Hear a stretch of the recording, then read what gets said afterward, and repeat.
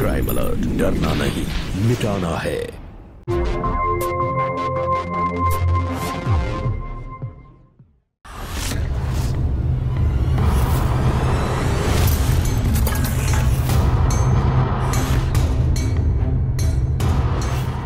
अरे तुम अचानक कहाँ गायब हो गए थे? तुम्हें पता मेरे दोस्त क्या कह रहे थे? बोले तुझे सहवाले की जरूरत ही नहीं थी, क्योंकि उसकी जगह में तुम्हें अपने आगे बिठा लेता। अरे क्या कर रहे हो तुम? पागल हो गए हो क्या?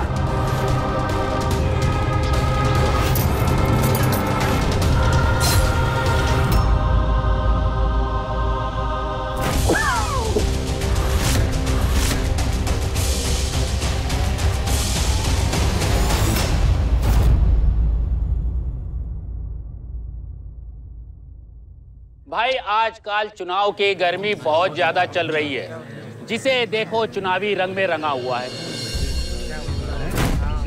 प्रणाम भैया, आइए आइए। प्रणाम प्रणाम भैया, आइए बैठिए बैठिए। प्रणाम मीजू भैया, आइए आइए बैठिए।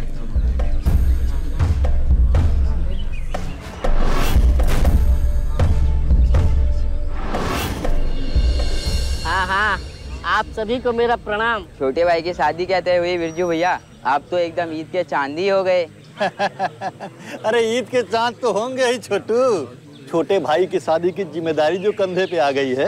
बस सब भोलेनाथ की कृपा है, बस सब कटे जा रही है। कुछ भी हो, जिंदगी तो कटनी ही है। पर बोलो, ये भी कोई बात हुई? बड़ा बेटा अभी घर में कुंवारा बैठा है और छोटे बेटे को घोड़ी पे चढ़ाने की बात चल रही है। राजू, हाँ भैया। अच्छा, तुम्हारे भी घर की दीवारें इतनी ऊंची नहीं है जो अंदर की खबर बाहर के लोगों को पता नहीं चलती। और ये क्या, तुम रोज सुबह सुबह सभी के घरों को अखबार समझ के नई नई न्यूज छापते रहते हो। सुनो, पहले खुद के घरों में देखो क्या हो रहा है, फिर दूसरों के घरों में। अरे भैया, मैं तो वो अखबार पढ़ो। सुनो, मेरे जमाई की करतूत पिछले 1 साल से शहर का चक्कर काट रहा है।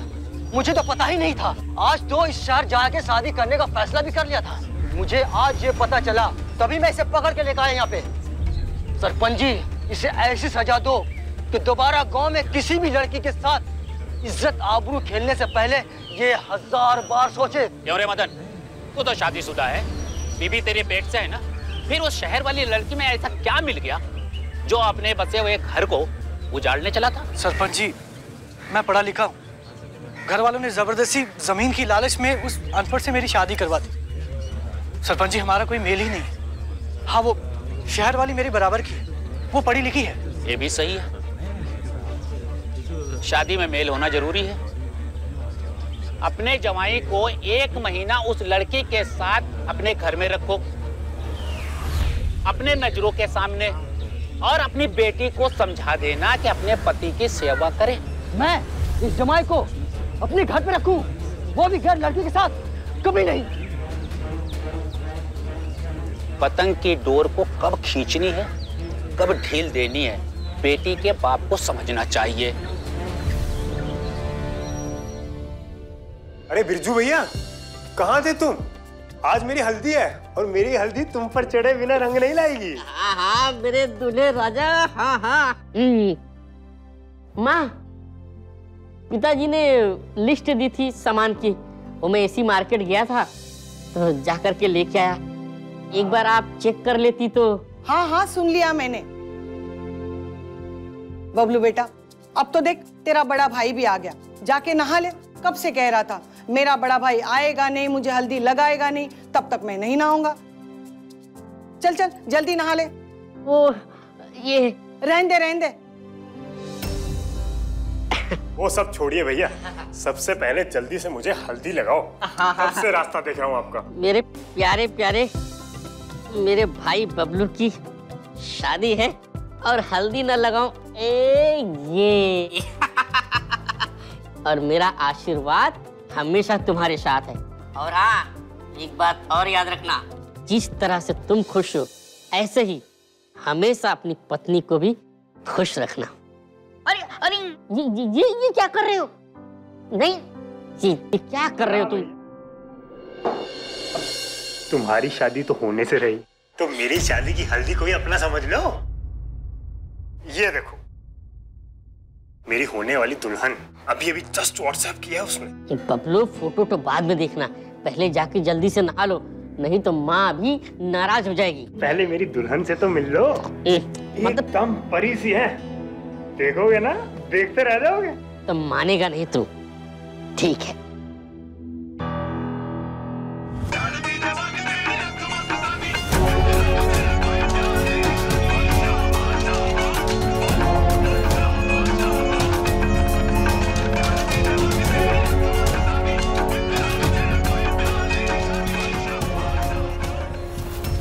कहाँ खो गए?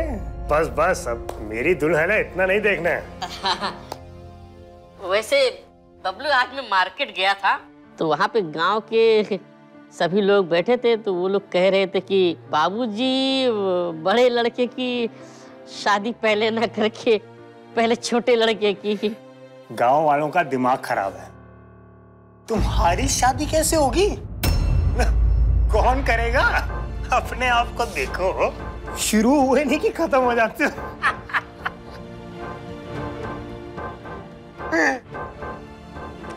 सॉरी अगर भैया बुरा लगा हो तो, लेकिन सच्चाई तो यही है ना। कोई बेवकूफ लड़की होगी जो आपसे शादी करने की सोचे। अब आप तो सच्चाई जानते हो, गांव वाले तो मजाक करते रहते हैं। हाँ बाबा आया।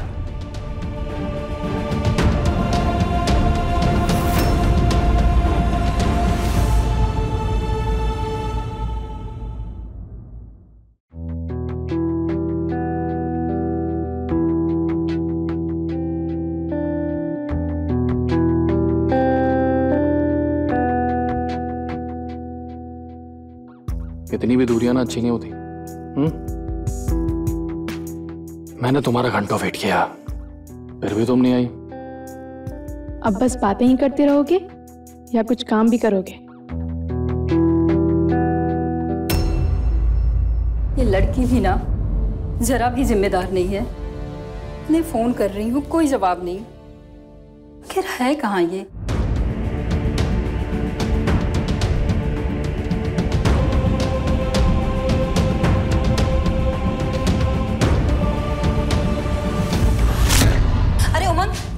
पार्लर से है क्या?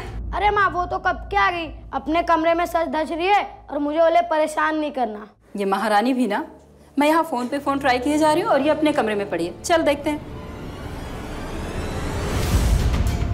उर्वी दरवाजा खोल। क्या करने लगी है तू? उर्वी। हाँ माँ। तू यहाँ सजने संवरने में लगी है, वहाँ औरतें तेरा इंतजार कर रही हैं। बेटा जल्दी कर। आई बस 5 मिनट। ठीक है लेकिन जल्दी करना। अरे माँ आज आप कितना भी बोलो, आज दीदी नहीं सुनेगी। आज वो दुल्हन बनने वाली है, टाइम तो लेंगी ना। तुझे तो हमेशा सब पता होता है। चल मेरे काम में हाथ बटा। तो तूने मुझे छोड़ने का फैसला कर ही लिया ना? करना पड़ता है डार्लिंग। फोटो देखिए उसकी, कितना हैंडसम है। ऐसे कैसे छोड़ देती? देख, मेरे सब्र की परीक्षा मत ले। अगर उसने तुझे छुआ भी तो जान से मार दूंगा उसे। उसकी जान बाद में लेना, पहले मेरी जान तो ले ले। फिर से? तेरी मम्मी ने आके ना दरवाजा तोड़ देना। तोड़ने दे, तू अपना काम कर। ले माँ ये टिफिन। आज बात इस परिवार की इज्जत की है। तू तो जानता है ना, तेरी वजह से सारा समाज हम पर हंसता है। आज संगीत है, अगर तू वहां आएगा तो सारे लोग बेकार में हंसेंगे और सारा तमाशा भी हो जाएगा। मेरा दिल भी दुखेगा बेटा, इसीलिए कह रही हूं। मैं जानता हूँ माँ, मैं जब भी कभी आप और पापा के नजदीक होता हूँ तो आप लोग मुझे पसंद नहीं करते, और मैं ऐसा कोई भी काम नहीं करूंगा जिसकी वजह से आपका सर झुके माँ। आप चिंता मत कीजिए, मैं अंदर वाले रूम में चला जाऊंगा माँ, और आप जब तक नहीं बुलाएंगी तब तक मैं बाहर नहीं आऊंगा माँ। ये यहाँ क्या कर रहा है? इसको 1000 बार समझाया कि अपनी मनहूस सूरत लेकर मेरे सामने ना आया करे। कम से कम शादी तक तो बिल्कुल नहीं। क्या कर रहे हैं आप? सारे मेहमान घर में और आप चिल्ला रहे हैं। बोल दिया ना इसे, जब तक संगीत चले अपनी शक्ल मत दिखाए। हाँ, मैंने उसे समझा दिया। अरे इसके चक्कर में तो कई रिश्तेदार शादी में नहीं आ रहे। आज तो बहाने बना रहे हैं, कल को यही लोग शिकायत करेंगे। जीजी और उनका पूरा परिवार, मेरा भाई महेश और उसका परिवार, सब लोग शिकायत कर रहे हैं। शादी वाला घर है, आधे मेहमान आए नहीं, तो रौनक कहां से होगी? अब क्या बोलूं, मेरी भी जान जलती है। ऐसी औलाद तो होते ही मर जाए तो अच्छा। अब छोड़ो ये सब, शादी वाला घर है, 1000 काम पड़े हैं। हाँ, आप जाइए, मैं अभी आई। शारीरिक कमी बिरजू की जिंदगी का हिस्सा था। क्या अपने और क्या पराए, सभी ने इसे मजाक का विषय बना रखा था। माँ बाप भाई की नफरत और तिरस्कार को सहकर मुस्कुराना अंदर ही अंदर बिरजू की घुटन को बढ़ा रहा था। एक भाई लाडला तो दूसरा सौतेला बना हुआ था। परिवार में ऐसी परिस्थितियां रिश्तों को कब घायल कर जाती हैं, एहसास ही नहीं होता। किसी को अंदाजा नहीं था कि अंदर ही अंदर बिरजू को ये घुटन कितना तोड़ रही है। नमस्ते, मैं हूँ प्रगति मेहरा, क्राइम अलर्ट के एक नए एपिसोड के साथ, जिसमें भावनाओं के भंवर में फंसे रिश्ते जब सही और गलत की सीमा लांघ जाते हैं तो ऐसी उलझनें पैदा होती हैं जिनकी गुत्थी सुलझने की बजाय और उलझती ही चली जाती है, जिसका असली चेहरा देख आप दंग रह जाएंगे।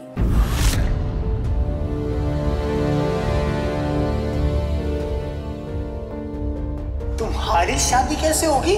अपने आप को देखो, शुरू हुए नहीं कि खत्म हो जाते।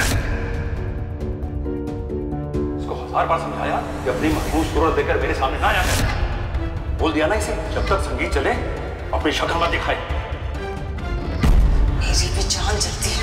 ऐसी औलाद तो होते ही मर जाए तो अच्छा।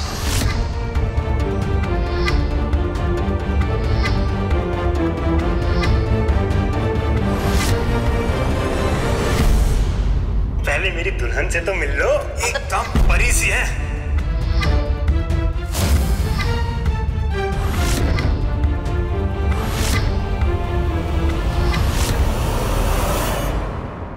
उर्वी, तेरा दिमाग तो नहीं खराब हो गया? पागल हो गई है? इतनी देर से दरवाजा खटखटा रही हूँ और ये इतना अंधेरा क्यों है कमरे में?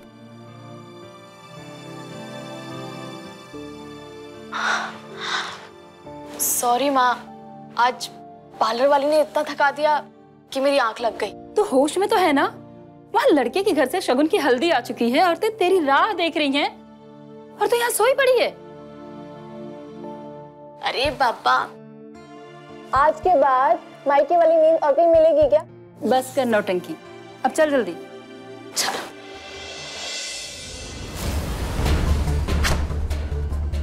तुम्हारी शादी कैसे होगी? अपने आप को देखो, शुरू हुए नहीं कि खत्म हो जाते।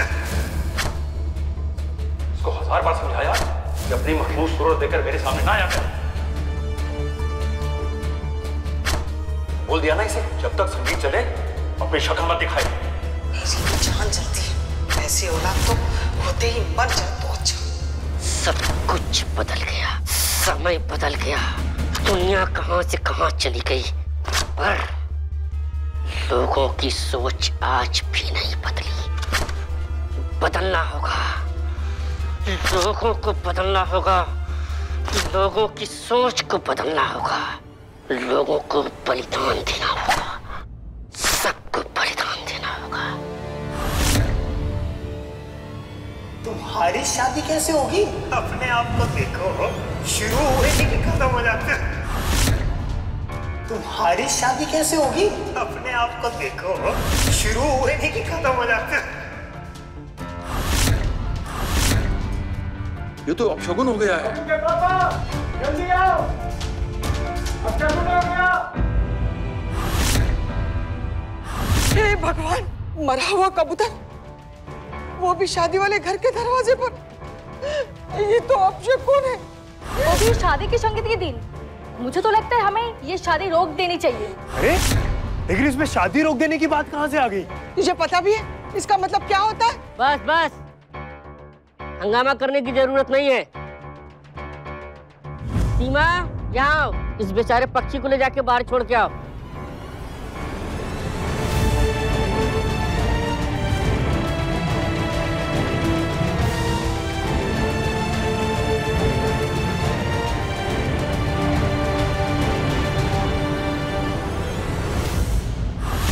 बस आज भर की मेहमान है तुम, कल अपने घर चली जाएगी। मैं ना कोई मेहमान वहमान नहीं हूँ, ये घर मेरा है और हमेशा मेरा रहेगा। माँ आप ना ये ओल्ड क्लास बातें मत किया करो। हाँ हाँ, तुझे तो अब मेरी बातें पुरानी लगेंगी। वैसे सच्चाई थोड़ी ना बदल जाएगी। शादी के बाद लड़की का असली घर उसका ससुराल ही होता है। वैसे बबलू बहुत अच्छा लड़का है, तुझे बहुत खुश रखेगा। वैसे जब बबलू की फोटो आई थी ना, तभी मैंने सोच लिया था कि तेरे लिए सबसे अच्छा रिश्ता यही है। पर जब बहुत दिनों तक उन लोगों ने हाँ नहीं की, तो मुझे लगा कहीं मना न कर दें। हाँ तो मैंने भी नहीं की थी। चुप कर, तेरी हाँ का इंतजार करते ना तो आज ये शादी ना हो रही होती और शहर का सबसे खूबसूरत दामाद मेरे हाथों से निकल जाता। इकलौता बेटा है, घर जमीन जायदाद सब कुछ तो है उसके पास। माँ आप ना लड़का और जायदाद पर लटू रहना। मेरा तो मन करता है कि मैं कहीं दूर भाग जाऊं। खबरदार, जो ऐसी बात की तो जब से तेरे पापा गुजरे हैं मुझे बस एक ही चिंता सताती थी कि तेरी शादी कैसे करूंगी। आज बड़ी मुश्किल से ये रिश्ता मिला है और तू ऐसी बातें कर रही है। आपका एक बेटा भी है। उसकी चिंता नहीं है मुझे, मुझे बस तेरी चिंता थी, आज दूर हो गई। अरे अरे अरे, मेरी मदर इंडिया, अब फिर से स्टार्ट मत हो जाना, ओके? और आपके रोने की खुशी में भागने का प्लान कैंसिल। अच्छा माँ, बबलू जी का एक भाई भी है, तो उनके भाई के होते हुए सारी जायदाद बबलू जी की कैसे हुई? छी, वो बौना, उसको तो उसके माँ बाप भी अपनी औलाद नहीं मानते। शादी में ना ही शामिल हो तो अच्छा है, अब शगुन हो जाएगा। सुन। जी पिताजी। बाहर क्यों आया तू? चल अपने कमरे में। वो मैं अपने दोस्त के घर पे जा रहा था। जिंदगी में पहली बार सही दिमाग चलाया है तूने। और सुन, जब तक शादी पूरी खत्म ना हो जाए घर मत आना। चल निकल।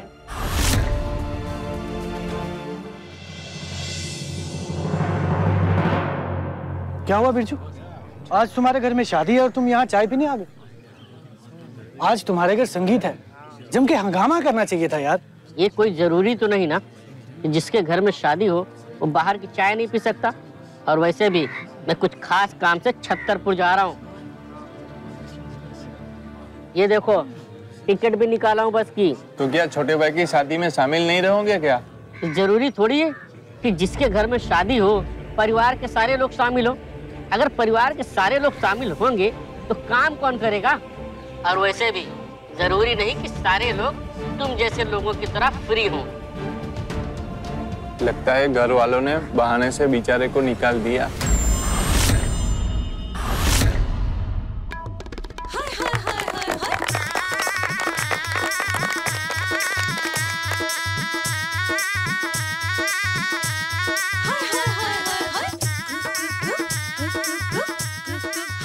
अरे बधाई हो अग्रवाल साहब। बहुत बहुत धन्यवाद सरपंच जी। आपका बड़ा बेटा नहीं दिख रहा, कहाँ गया? दरअसल काम से बाहर गया है। अच्छा, आप कुछ लीजिए ना, मैं जरा भी आया। अच्छा ठीक है।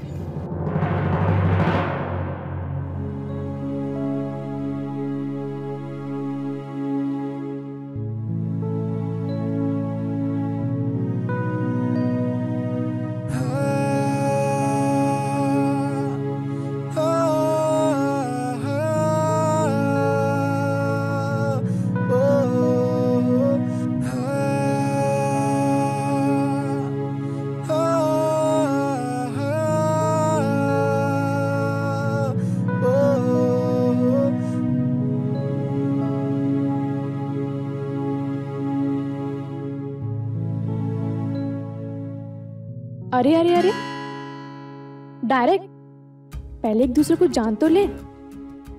आज हमारी सुहागरात है। मुझे नहीं मनानी कोई फिल्मी सुहागरात। पहले बात, बाकी सब बाद में। ओके बाबा, पूछो जो पूछना है। पहले मेरा गिफ्ट। गिफ्ट? कैसा गिफ्ट? आपकी दुल्हन हूँ, मुंह दिखाई नहीं दोगे? मजाक कर रहा था। एक मिनट।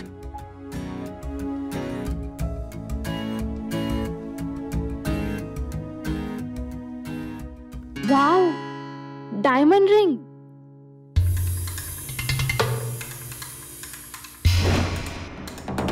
काफी महंगी होगी ना? अब मेरी दुल्हन के लिए गिफ्ट है तो उसके स्टैंडर्ड का तो होना चाहिए ना।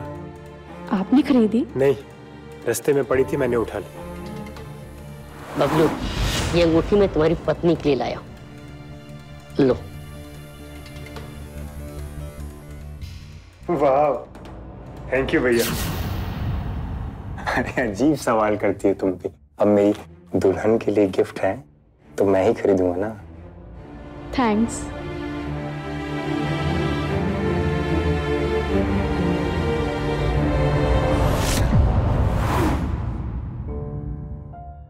अब तुम्हारे बगल में बैठ सकता हूँ? हाँ, नहीं बिल्कुल। बोल दो नहीं नहीं। नहीं नहीं, आप बैठ सकते हो। पक्का? पक्का। अच्छा, वो तुम्हारी रिंग कहाँ गई? मुझे रिंग दो। हाँ।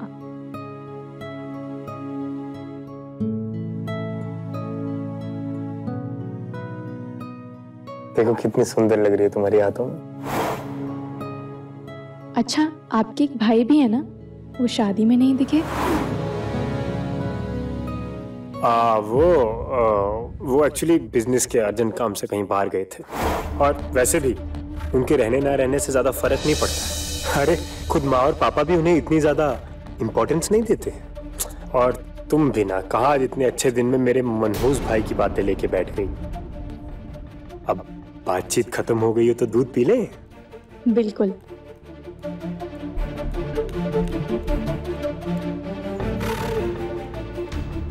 तुम अपने खूबसूरत होंठों से बस एक सिप ले लो तो देखना दूध का जायका बदल जाएगा।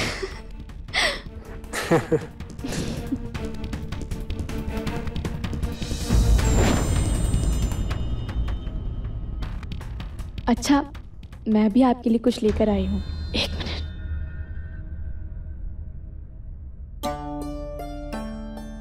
Wow, so sweet. वैसे भी आज मुंह मीठा करने का दिन है, कैसे भी कराओ। अरे पानी कहाँ रख दिया? ये दूध रखने के चक्कर में ना घर वाले पानी रखना ही भूल गए। रुको मैं लेकर आता हूँ। सुनिए,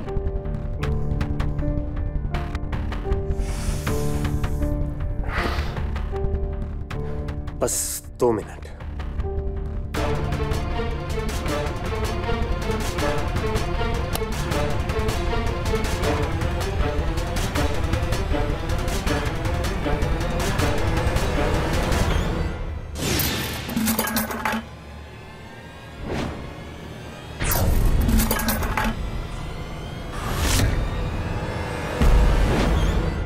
अरे अचानक कहाँ गायब हो गए थे? मुझे तो लगा आज मेरी शादी है तो घोड़ी के आगे जम के धमाल मचाओगे तुम। तुम्हें पता मेरे दोस्त क्या कह रहे थे? बोले तुझे सहबाले की जरूरत ही नहीं थी क्योंकि उसकी जगह में तुम्हें अपने आगे बिठा लेता। अरे क्या कर रहे हो तुम? उसमें तो हो?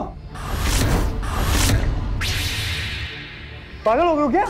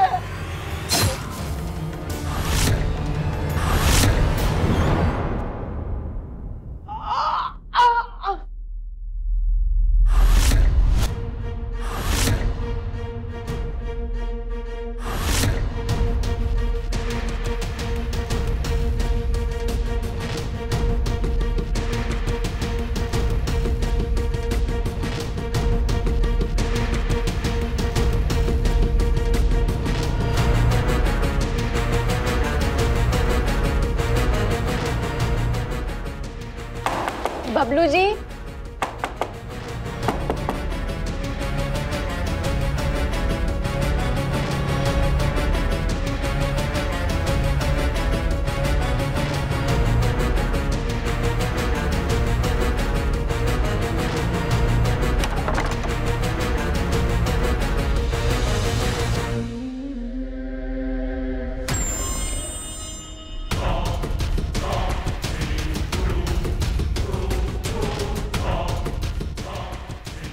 बिरजू, क्या हुआ? पिताजी, आपको आखिरी प्रणाम। ये क्या कह रहा तू? हाँ, बिरजू, छोड़।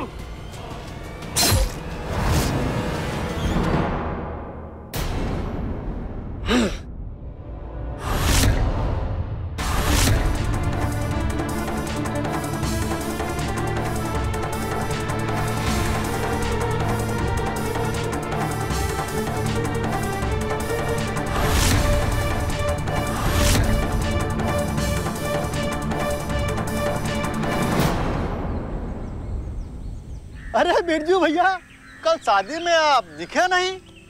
वो सब छोड़िए छोड़िए छोड़िए, ये लीजिए, पहले मिठाई खाइए। छतरपुर गया था, अभी अभी बस से उतरा हूँ। आपके भाई का बहुत बड़ा काम हो गया है। कल शादी में बहुत ही मजा आया, बस आपकी थोड़ी कमी महसूस हुई। अरे बस जा रहा हूँ, अपने छोटे भाई को शादी की बहुत बहुत बधाई देता हूँ। अरे बिल्कुल दीजिए भैया, अब हमारी तरफ से भी राम राम कहिएगा। चलिए।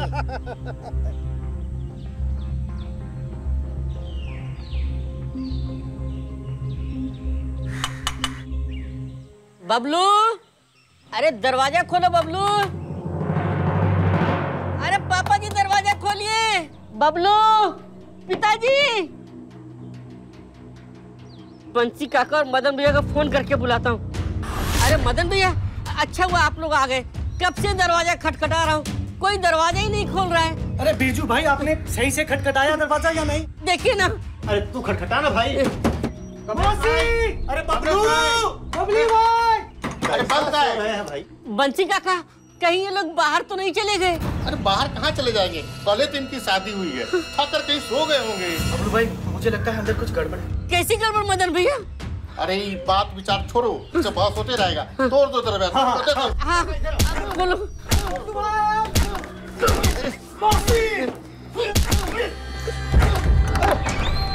अरे बबलू, बबलू भाई, मौसी।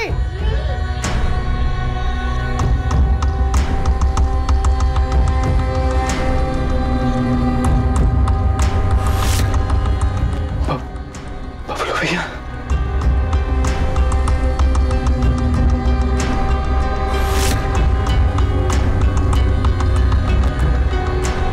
बिरजू भैया, बिरजू भैया।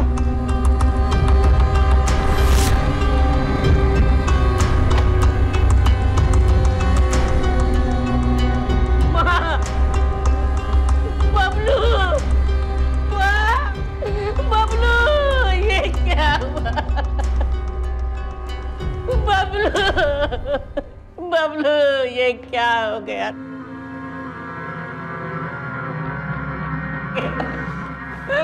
मेरा छोटा भाई बबलू। पापा जी, ये किसने किया? पापा जी, पापा जी, ये क्या हो गया? ये किसने किया?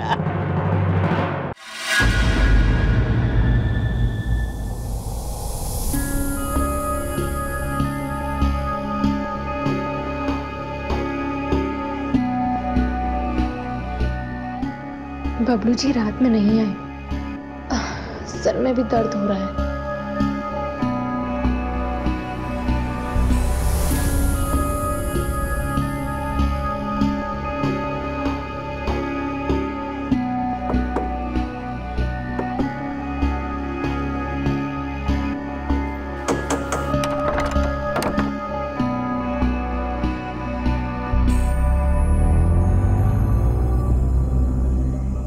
क्या हुआ काका? यहाँ इतनी भीड़ क्यों है?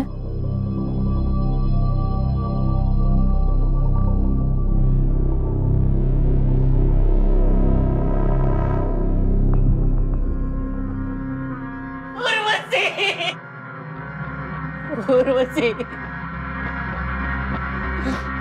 मुझे माफ कर दो। मैं किसी को बचा नहीं पाया। बचा नहीं पाए मतलब? हुआ क्या? बहू, घर के अंदर तो तुम थी, तुम्हें बेहतर मालूम होना चाहिए कि क्या हुआ था। मैं कुछ समझी नहीं। बबलू तो तुम्हारे साथ में था ना? बबलू जी मेरे साथ थे, लेकिन रात को मुझे प्यास लगी तो वो मेरे लिए पानी लेने गए। उन्होंने बाहर से दरवाजा बंद कर दिया और उनकी राह देखते देखते मेरी आंख लग गई। मैं तो अभी जगी हूँ। कमाल है, इतना सब कुछ हो गया और आपको कुछ पता ही नहीं। क्या हुआ है? कोई मुझे बताएगा?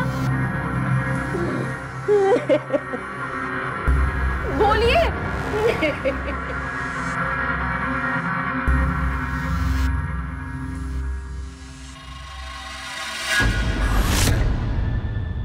एक परिवार में तीन खून। पुलिस ने हर एंगल से जांच की, पर नतीजा कुछ नहीं निकला। किसी का शक बिरजू पर नहीं गया और इसकी दो वजह थी। पहली ये कि मर्डर के वक्त बिरजू घर में तो क्या, गांव में भी नहीं था। और दूसरी ये कि बिरजू की कदकाठी हत्यारे के काम से मेल नहीं खा रही थी और पुलिस की यही सोच बिरजू के पक्ष में गई, जबकि असलियत का किसी को अंदाजा नहीं था। बिरजू की शारीरिक कमी में उसकी कोई गलती नहीं थी। ऐसे में जब उसे अपने परिवार से प्यार मिलना चाहिए था, सपोर्ट मिलना चाहिए था, तो उसे सिर्फ मिले ताने और बेइज्जती। और यही अपमान बन गया उसकी नफरत का कारण। पर काश बिरजू ने ये नफरत पी ली होती, जैसे वो सालों से पीते आ रहा था। परिवार के प्रति बिरजू का गुस्सा उस घुटन का नतीजा थी जिसके लिए पूरी तरह से उसका परिवार जिम्मेदार था। कानून अपने हाथ में लेना और अपने परिवार की जान लेने जैसे संगीन अपराध बिरजू की अच्छाई पर भारी पड़ गए। किसी ने सच ही कहा है, नफरत और प्यार जो करवा दे कम है। ये किसी बाहर वाले की प्लानिंग है। घर में 4 लोग, बिरजू भाई किसी काम से बाहर गए हुए थे, 3 लोग नहीं रहे, बचा सिर्फ एक इंसान। देखिए, इस मौके पर यह बात करना मैं ठीक नहीं समझ रहा, लेकिन मैंने सुना है आपका किसी बंटी नाम के लड़के से कुछ रिश्ता है। बहुत सारे लोगों ने इन्हें आपस में घूमते फिरते भी देखा है। इंटरनेट पर इन लोगों की तस्वीरें भी हैं। बस मदन बस। दूसरों के घरों में कीचड़ उछालने से पहले खुद के घरों में देखो। बिरजू भाई, जो देखा सुना वही बोल रहा हूं। आप खुद ही बताइए, उर्वशी के अलावा उस घर में और कौन बचा? हत्यारे ने उर्वशी को क्यों नहीं मारा? घर के दोनों दरवाजे अंदर से ही क्यों बंद थे? बताइए आप। मेरी बेटी ऐसी नहीं है भाई साहब, अभी तो कल ही शादी करके आई है और आज सबको मार देगी। अगर कोई नफरत दुश्मनी होती तो हम शादी के लिए हाँ ही क्यों करते? मेरी बेटी का घर उजड़ गया और आप बातें बना रहे हो। जहां आग लगती है ना, धुआं हमेशा वहीं से निकलता है। इस परिवार के सारे लोग मारे गए, लेकिन आपकी बेटी बच गई। मैं पूछना चाहता हूं कि इनकी बेटी बची तो कैसे? क्यों? बिरजू जी तो जिंदा खड़े हैं, इन पर तो कोई शक नहीं कर रहा। ये बेचारा तो वहां था ही नहीं, अपने भाई के शादी में भी शामिल नहीं हुआ। हाँ, अगर बिरजू भाई यहां होते तो आज ये सब नहीं होता। बिरजू भाई ने हमेशा इस परिवार को बहुत अच्छे और बहुत प्यार से संभाला है। तुम जानती ही कितना हमारे बिरजू भाई को। बस मदन बस, मैंने कहा ना, अब तुम शांत रहो। अभी कल ही मेरी बेटी के हाथों में मेहंदी लगी और आज उसकी मांग गुजर गई। अब क्या होगा मेरी बेटी का? कैसे गुजारेगी अपनी जिंदगी? इस मौके पे ऐसी बातें करना सही तो नहीं है, पर क्या करूं, मजबूर हूं। समय और हालात को देखते हुए मैं आप सभी के सामने और सरपंच जी के सामने एक प्रस्ताव रखना चाहता हूं।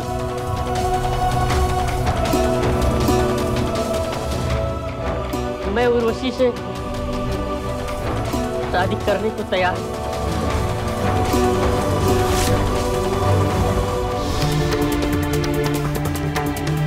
मुझे ऐतराज है।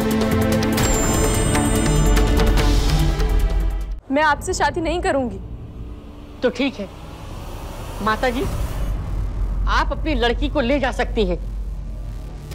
मैं तो बस इसलिए कह रहा था ताकि मेरे भाई की विधवा की जिंदगी ना खराब हो, वो दर दर की ठोकरें ना खाए, बस इसलिए। लेके जाइए आप अपनी लड़की को। बहन जी, आपको तो धन्यवाद देना चाहिए बिरजू का। आपकी विधवा बेटी को आप पर बोझ बनने से रोक रहा है। ऐसे जिम्मेदार लोग कहां मिलेंगे? आपकी जानकारी के लिए बता दूं कि इस घर परिवार और बिजनेस को आज तक बिरजू ही संभालता रहा है। और एक बेटे की जिम्मेदारी है आपका, एक और बेटे की जिम्मेदारी कैसे संभालेंगी आप? बिरजू से अच्छा रिश्ता आपकी बेटी के लिए कोई हो ही नहीं सकता। बिल्कुल नहीं। मैं सारी जिंदगी बबलू जी की विधवा बनकर काट दूंगी, पर इनसे शादी नहीं करूंगी। पर मुझे ये रिश्ता मंजूर है। मैं बिरजू जी से अपनी बेटी की शादी करवाने के लिए तैयार हूँ।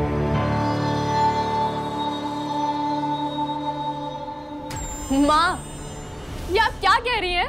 सच्चाई समझा रही हूँ तुझे। अभी भी कुछ नहीं बिगड़ा है बेटा, बल्कि भगवान ने बिगड़ी को बनाने का एक मौका दिया है। बात बिरादरी में रह जाएगी। तू मेरी बात मान ले बेटा। मैं तुझे घर वापस नहीं ले जा सकती। माँ, मैं आप पर बोझ नहीं बनूंगी।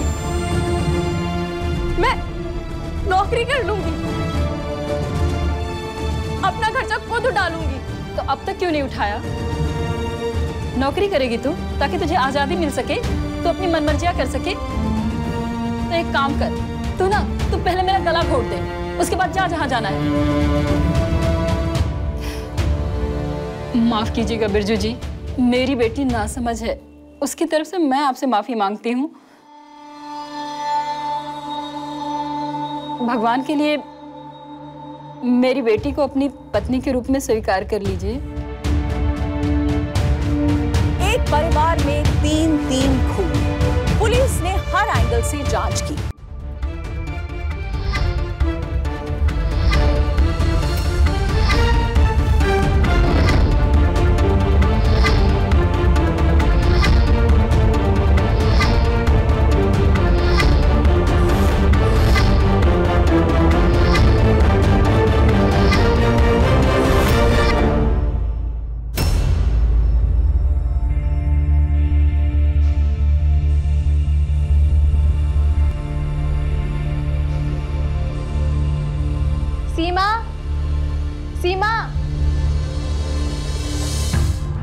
ये कमरा ऐसा क्यों पड़ा है? वो बड़े भैया ने मना किया इस रूम में आने से। आज मैं हूं ना, एक काम करो, तुम पानी ले आओ, सफाई कर देता हूँ।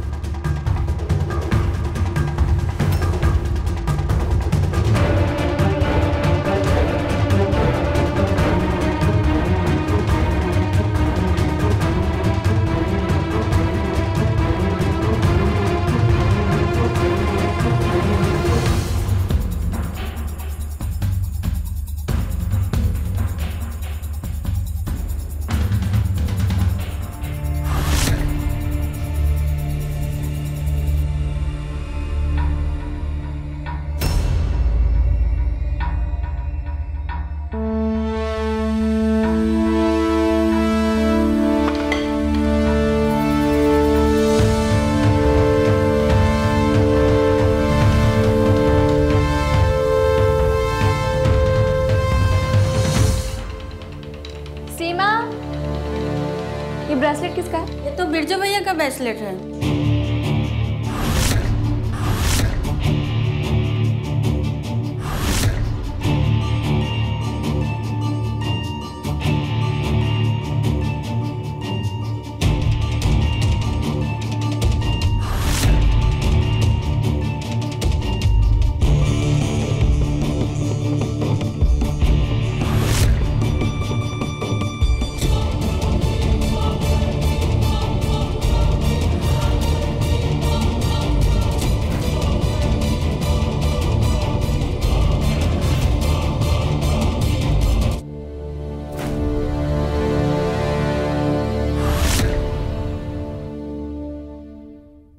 आज मैं आपके कमरे में गई थी,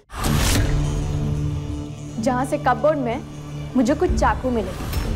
उनकी जरूरत मुझे कुछ समझ नहीं आई। मैंने सीमा को मना किया था ना, उस कमरे में किसी को नहीं जाने देने का। ये मेरे सवाल का जवाब नहीं है। आप सीधे से पूछ रही हैं। बबलू जी, पापा, माँ को आपने मारा है? लगता है तुम्हें ना इज्जत रास नहीं आई। मदन ने तुम्हारे बारे में सब कुछ बताया था, तुम्हारे और तुम्हारे उस बॉयफ्रेंड के बारे में। उसके बावजूद भी मैंने तुमसे शादी की। ओह, अब समझ में आया तुमने मुझसे शादी क्यों की। ताकि मुझे इस जुर्म में फंसा करके हमेशा हमेशा के लिए मुझे अपने रास्ते से हटा दो। और तुम और तुम्हारा वो बॉयफ्रेंड मेरी इस धन दौलत और जमीन जायदाद को लेकर के हमेशा हमेशा के लिए ऐश करो। हाँ, इसलिए ये घटिया आरोप लगा रही हो मुझ पे। कुछ नहीं चाहिए मुझे, और आपकी ये गलतफहमी मैं अभी दूर कर सकती हूँ, चाहे उसके लिए मेरी जान ही क्यों ना चली जाए।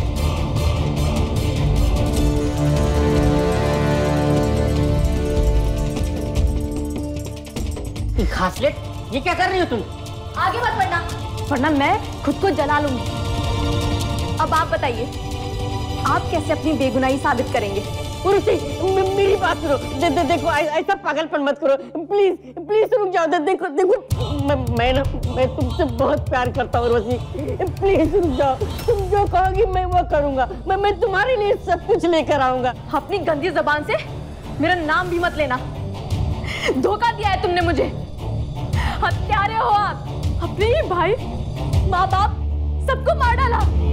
माँ बाप भाई, माँ बाप भाई, उनका नाम भी मत लो तुम क्या जानती हो उन्होंने क्या किया है मेरे साथ?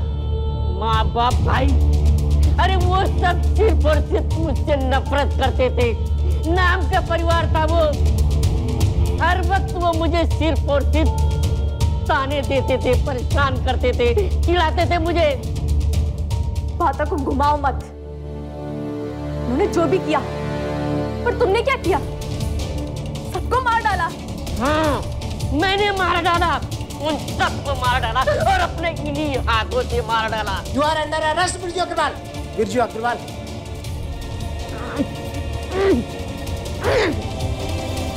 अरे छोड़ो।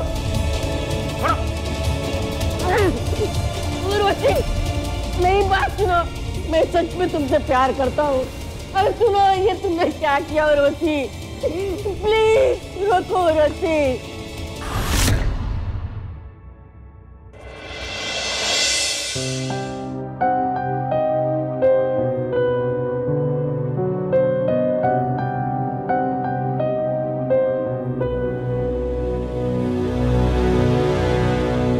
बिरजू का अपने परिवार के प्रति नफरत और गुस्सा जायज था, पर किसी की जान लेने का हक किसी को नहीं, क्योंकि कानून को हाथ में लेने का हक खुद कानून को नहीं। याद रखिए कि एक परिवार में पांचों उंगलियां बराबर नहीं होती, लेकिन प्यार, सम्मान और स्नेह से जीने का हक सभी को बराबर मिलना चाहिए। अगर कुदरत किसी का मजाक उड़ाए तो उसका मजाक उड़ाने का हक किसी को नहीं। उसका मजाक उड़ाना इंसानियत का मजाक उड़ाने के बराबर है। फिर मुलाकात होगी सच्चाई से करीब एक और ऐसी कहानी के साथ। तब तक याद रखिए, क्राइम से बचना है तो अलर्ट रहिए। क्राइम अलर्ट, जुर्म के खिलाफ आवाज।